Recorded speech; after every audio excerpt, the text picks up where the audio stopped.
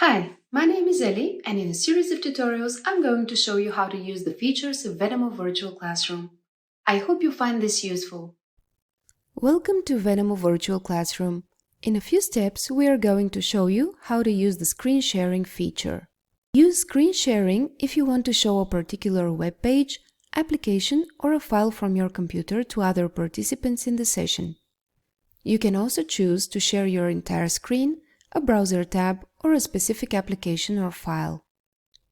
To start sharing, click on the Share Screen icon from the main communication panel at the bottom of the whiteboard. If you are using Chrome or Edge, you will see the following options. Choose whether to share a separate tab, a window, or the entire screen. You can also select to enable the audio while sharing your screen.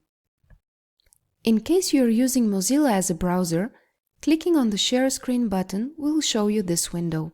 Click Share to start the process.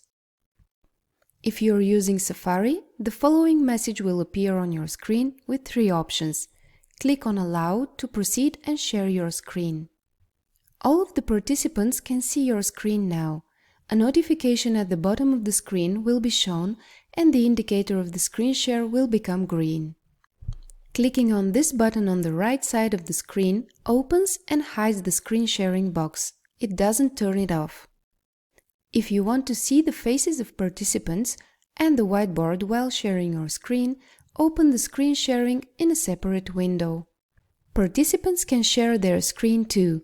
If a participant clicks on the Share Screen button, a request will be sent to the host. The host could allow or deny it. As a host, you can request a participant to share their screen. Use the drop-down menu to select a participant. You can also share your screen without stopping the participant's shared screen and switch between them.